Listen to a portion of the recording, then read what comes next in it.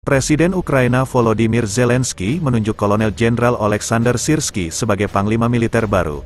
Penunjukan Syrskyi dilakukan usai Zelensky merombak jajaran petinggi militer Ukraina, setelah muncul spekulasi keretakan antara Zelensky dengan Panglima Militer sebelumnya, Jenderal Valery Zeluzhny.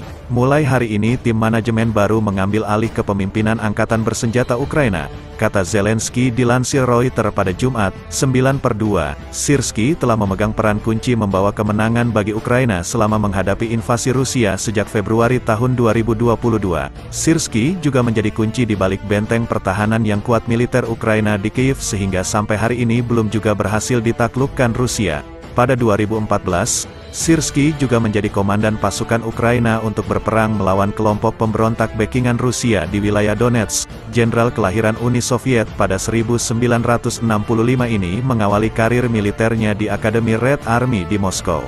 Pada 1980, Syrskyi dikerahkan ke Ukraina yang saat itu masih bagian dari Uni Soviet.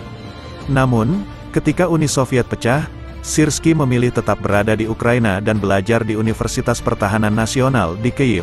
Setelah lulus, Syrskyi bergabung dengan Tentara Independen Ukraina. Pada 2019, Syrskyi menjadi Komandan Angkatan Darat Ukraina.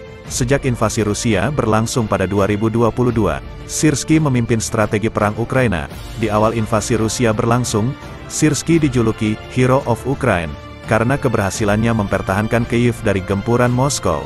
Pada Juli tahun 2022, Syrskyi memimpin operasi perlawanan yang membuat tentara Rusia mundur dari Kharkiv dan merebut beberapa wilayah yang sempat diduduki Moskow.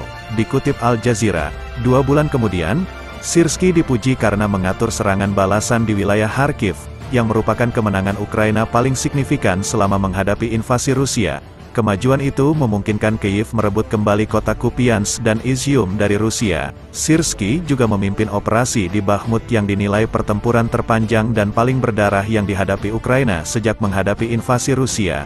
Sang jenderal sempat dikritik karena tingginya kerugian yang diderita pasukan Ukraina.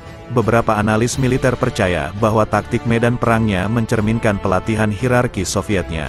Namun, keberhasilannya memimpin pasukan di garis depan perang membuat Syrskyi mendapatkan dukungan dari militer Ukraina.